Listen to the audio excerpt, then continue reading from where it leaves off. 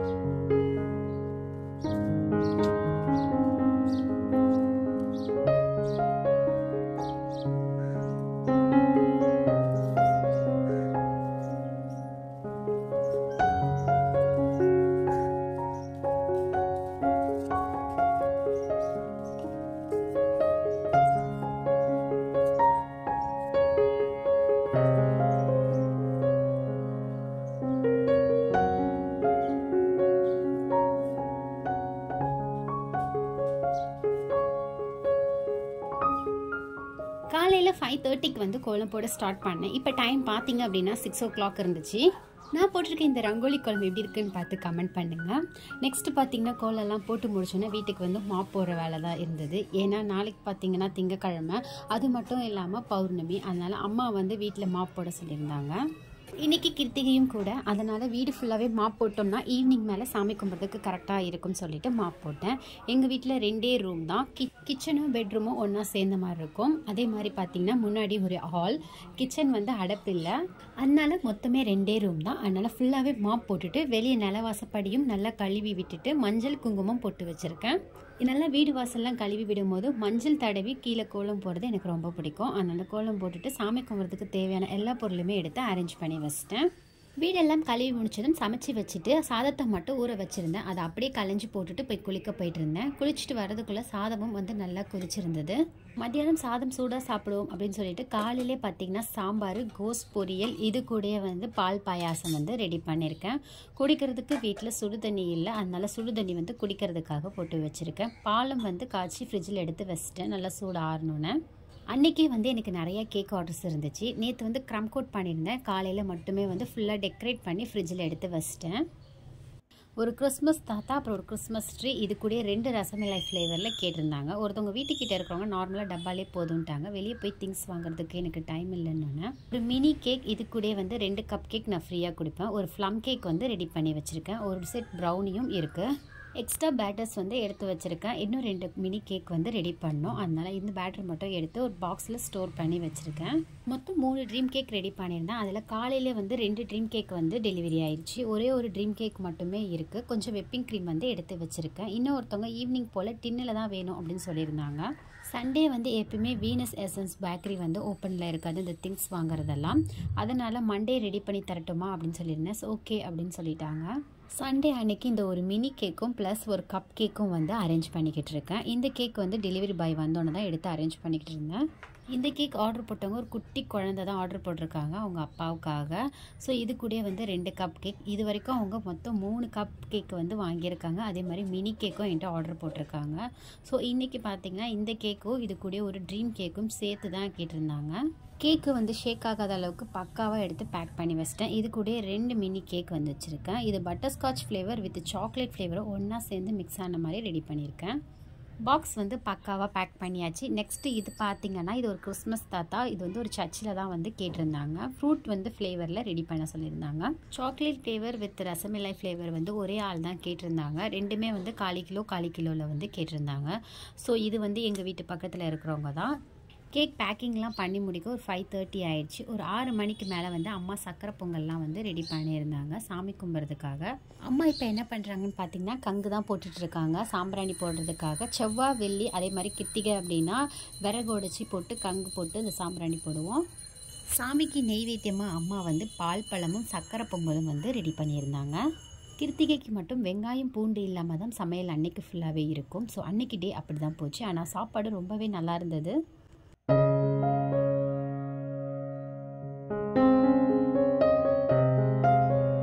இந்த vlog பார்த்தீங்கன்னா next day வந்து vlog எடுக்க ஸ்டார்ட் பண்ணதான். கிறிஸ்மஸ் அன்னைக்கு எழுந்திரிக்கும் போது ஒரு 4:30 இருக்கும். தெருவில் யாருமே இல்லை. அம்மா அப்பா மட்டும் வந்து சரக்கு எடுக்க அன்னைக்கு போயிருந்தாங்க மீன் வாங்குறதுக்காக. ஒரு 2 மணிக்கு கீழே எங்கள் ஆயா வீடு இருக்கிறனால, மேலே எங்கள் அத்தை வீடு பக்கத்தில் இருக்கிறனால எங்களுக்கு பயம் இல்லை.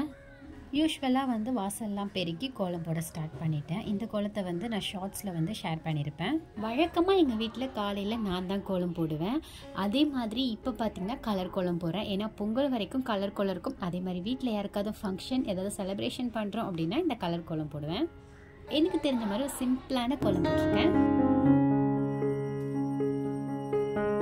ஃப்ரெஷ்ஷப் ஆகிட்டு வந்துட்டேன். இந்த ட்ரெஸ் தான் நான் வேர் பண்ண போகிறேன். இதான் வந்து என்னுடைய பர்த்டே ட்ரெஸ்ஸு. கோயிலுக்கு கொஞ்சம் டைம் ஆனனால தலையை கூட ஒழுங்காகவே தோட்டல. அம்மா வந்து கேசரி வந்து ரெடி பண்ணியிருந்தாங்க. தட்டில் ஊற்றி வச்சிருக்கிறது பார்த்தீங்கன்னா என்னுடைய பர்த்டே கேக்கு. எனக்கு கேசரி கட் பண்ணுறதா ரொம்ப பிடிக்கும். என் பர்த்டேக்கு வந்து கேக் கட் பண்ணுறதை விட கேசரி தான் வந்து நான் அதிகமாக கட் பண்ணுவேன். கேக் கட் பண்ணேன் அப்படின்னா அந்த இயர் எனக்கு கம்ஃபர்டபுளாக இருக்காது. அதனால் கேசரி தான் எங்கள் வீட்டில் கட் பண்ணுவோம். கேக் வந்து வீட்டில் இருக்கும், பட் நான் கட் பண்ணல. என் தம்பி தான் வந்து அதை எப்பயுமே கட் பண்ணுவோம். கோவிலுக்கு கிளம்புறதுக்காக எலுமிச்சை பழம், பூவு, பிரசாதம் இது எல்லாத்தையுமே எடுத்துட்டு கிளம்பிட்டேன். அம்மா வந்து முன்னாடி கோவிலுக்கு போயிட்டாங்க.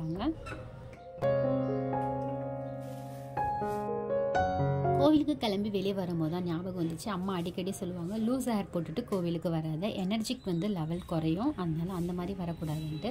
ஸோ சட்டுன்னு வந்து லைட்டாக வந்து ஜடையை பின்னிட்டு கிளம்பிட்டேன். இன்னொரு ரீசனும் அம்மா சொல்லுவாங்க, கோவிலில் வந்து நம்மளுடைய முடி கீழே விழுந்தால் சாமி வந்து சாப்பாடு சாப்பிட மாட்டாங்க அப்படின்ட்டு. இந்த மாதிரி அம்மாங்க வந்து சென்டிமெண்ட்டாக அவங்களுக்கும் சொல்லியிருக்காங்கன்னா ஜஸ்ட் ஒரு கமெண்ட் பண்ணுங்கள்.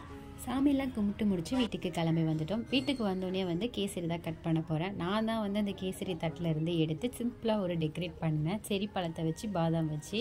என்னுடைய பர்த்டே கேக் எப்படி இருக்குன்னு பார்த்து கமெண்ட் பண்ணுங்கள். இதெல்லாம் வந்து 90 கிட்ஸ் அதிகமாக ஷேர் பண்ணியிருப்போம், பன்னு கட் பண்ணுறது, கேசரி கட் பண்ணுறதெல்லாம். ஆனால் பட் இன்னுமே எனக்கு இதெல்லாம் ரொம்ப பிடிக்கும். இந்த கேக்கை விட இதுதான் என்னுடைய ஹைலைட்டே.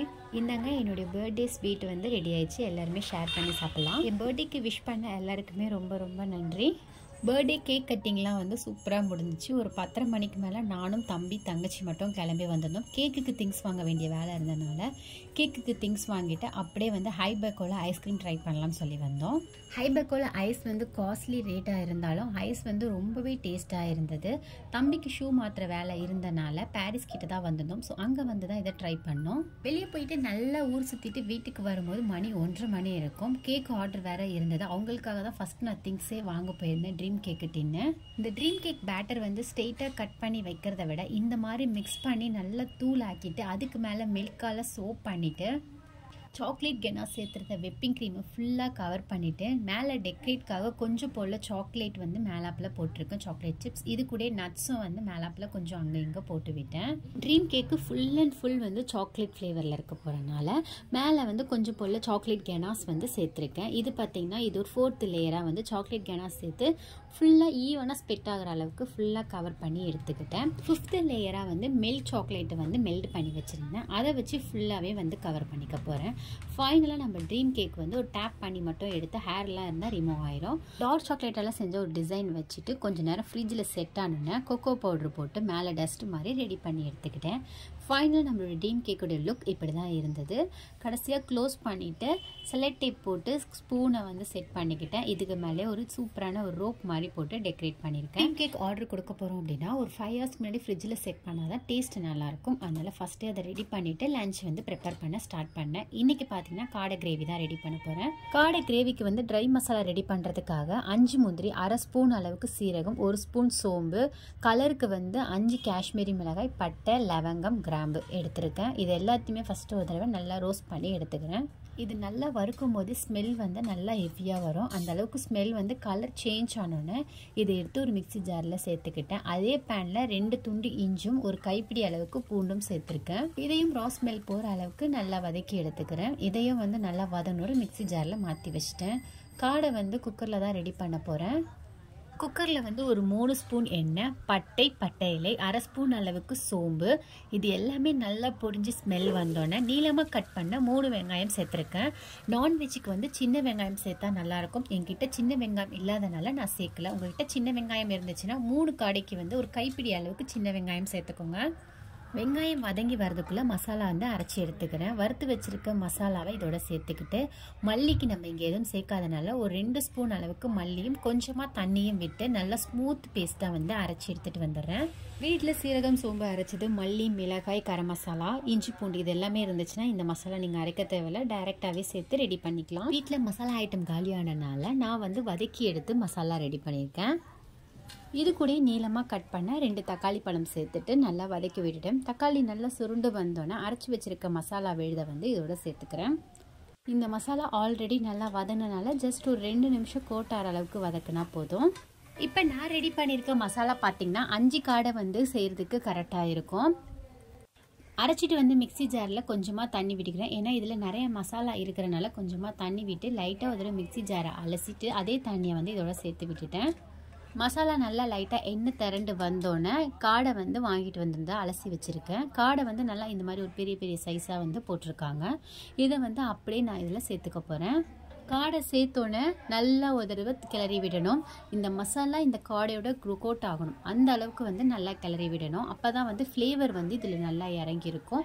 காடை வந்து சட்டுன்னு வெந்துடும். நீங்கள் குக்கரில் வைக்கணுன்ற அவசியம் கிடையாது. நார்மலாக நம்ம சீன்சட்டியில் கூட இதை செய்யலாம். நான் வந்து குக்கரில் ஏன் ரெடி பண்ணியிருக்கேன்னு பார்த்தீங்கன்னா எங்கள் அப்பாவுக்கு வந்து பல்லில் அவரால் மெல்ல முடியாது, அதனால் நான் குக்கரில் வந்து ரெடி பண்ணியிருக்கேன். இது கூட ஒரு ஆஃப் லெமன் ஜூஸ் வந்து சேர்த்துருக்கேன். கொஞ்சமாக மட்டும் தண்ணி சேர்த்துக்கோங்க, நிறையா தண்ணி சேர்த்துறாதீங்க. ஏன்னா இது வெந்துடும் சீக்கிரமாக. அதே மாதிரி இதை நல்லா வற்ற விடணும். அதனால் வந்து கொஞ்சமாக தண்ணி சேர்த்துக்கிட்டால் போதும். காடை கொஞ்சம் ஹீட்டுனால அம்மா வந்து 2 டேபிள் ஸ்பூன் அளவுக்கு தயிர் சேர்த்துக்க சொன்னாங்க, சிக்கன் மாதிரியே. அதனால் தயிரும் நான் வந்து இங்கே சேர்த்துருக்கேன். இது எல்லாத்தையும் நல்லா ஒரு தடவை மிக்ஸ் பண்ணிவிட்டு குக்கர் போட்டு மூடி ஒரு 3 விசில் வச்சு எடுத்துக்கிறேன். நீங்கள் நார்மலாக குக் ஆனால் போதும் அப்படின்னா ஜஸ்ட் ஒரே ஒரு விசிலோட ஆஃப் பண்ணிடுங்க. தண்ணி வந்து சேர்க்க வேண்டாம். வச்சுட்டு இருக்கும் போதே பாத்திரம் எல்லாமே வந்து சேர்ந்துருச்சு. அதெல்லாம் வந்து கழுவி எடுத்துட்டோன்னா ஒரே படியாக வேலை முடிஞ்சிடும். அதனால் வந்து டக்குன்னு பாத்திரம் எல்லாத்தையுமே கழுவி எடுத்து க்ளீன் பண்ணிட்டேன். இது கூடயே வந்து ஃபிஷ் வந்து வஞ்சர மீன் வந்து கொடுத்துருந்தாங்க. வஞ்சர மீன் வந்து மசாலா தடவி ஃப்ரிட்ஜில் வந்து செட் பண்ணி வச்சுருந்தேன். அதை வந்து ஒரு சைட் பை சைடில் வந்து ஃப்ரை பண்ணிக்கிட்டு இருக்கேன். காடை கிரேவி மட்டும் இங்கே வந்து உங்கள்கிட்ட ஷேர் பண்ணியிருக்கேன். காடை வந்து நல்லா சூப்பராக வந்து குக் ஆகிடுச்சு. ஆனால் தண்ணி வந்து நிறையா இருந்துச்சு. அதனால் அப்படியே கொதித்து வற்ற விட்டுட்டேன். இந்த அளவுக்கு கிரேவியாக வந்தோன்னே ஸ்டவ் ஆஃப் பண்ணிட்டேன். சூப்பராக சுட சுட சாதம், இது கூட நல்ல சூப்பரான பெப்பர் போட்டு காடை கிரேவி வந்து ரெடி ஆச்சு. ஃபைனலாக வந்து பெப்பர் சேர்த்துக்கோங்க. காடை வந்து ஓவரால் குக் பண்ணிடாதீங்க, எலும்பெல்லாம் வந்து மிக்ஸ் ஆகிடும். இது கூட 2 வஞ்சல் மீன் வச்சு லஞ்ச் எல்லாம் முடிச்சிட்டோம். லஞ்ச் முடிக்கவே வந்து 4:30 இருக்கும். ஒரு 8 மணிக்கு மேலே நான், தங்கச்சி, தம்பி எல்லாருமே சேர்ந்து டின்னருக்காக வெளியே போயிருந்தோம். மாதாவரம் ரெஸ்டாரண்ட் தான் போய் சாப்பிட்லான்னு பிளான் பண்ணியிருந்தோம். பட் அங்கே கால் பண்ணி கேட்டதுக்கு ரொம்ப க்ரௌடாக இருக்குது அப்படின்னு சொல்லிட்டாங்க. அது வந்து நாங்கள் ஒரு இன்ஸ்டாகிராம் பேஜில் தான் பார்த்துருந்தோம். க்ரௌடாக இருக்கிறனால பாதி நகரில் உள்ள SS ஹைதராபாத் தான் போயிருந்தோம். கீழேயும் வந்து ரொம்பவே கூட்டமாக இருந்தது, க்ரௌடாக பிளேஸ் இல்லை. அதனால மேலே வந்துட்டோம். தங்கச்சி வந்து மணியாலும் செக் பண்ணிக்கிட்டு இருந்தா. எனக்கு வந்து சிக்கன் நூடுல்ஸ் கேட்டிருந்தேன். இது கூட பார்த்தீங்கன்னா 2 ஸ்பெஷல் ஷவர்மா, சிக்கன் ஷவர்மா போட்டிருந்தோம். இது கூட 2 நானுக்கு வந்து கிரேவிலாம் எதுவும் வாங்கிக்கல. KFC வந்து சிக்கன் ஃப்ரை இல்லைன்ட்டாங்க. அதனால தந்தூரி வந்து ஆஃப் சிக்கன் தந்தூரி ஒன்று வாங்கியிருந்தோம். பட்டர் நானுக்கு வந்து க்ரீன் சாஸ் வச்சு சாப்பிட்டா நல்லாயிருக்கும்னு சொல்லிட்டு நாங்கள் எதுவுமே மசாலா சேர்ந்து கிரேவியும் ஆர்டர் போடல. சிக்கன் பார்த்தீங்கன்னா ஷவர்மா டிப் பண்ணி சாப்பிட்டா நல்லாயிருக்கும். ஸோ நாங்கள் எல்லாருமே வந்து ஷேர் பண்ணி சாப்பிட்டுட்டு இருந்தோம். SS ஹைதராபாத்தில் ஸ்வீட்ஸ் வந்து பார்த்தீங்கன்னா சூப்பரான பிரெட் அல்வா வச்சிருந்தாங்க. பிரெட் அல்வாவும் ரொம்ப நல்லா இருந்துச்சு. ஒவ்வொரு ரெசிபியும் டேஸ்ட் வைஸ் ரொம்ப நல்லா இருந்தது. இந்த பர்த்டேக்கு பிஸியாக டே இப்படி தான் போச்சு. நெக்ஸ்ட் ஒரு vlogல பார்க்கலாம். Share and subscribe, like, by.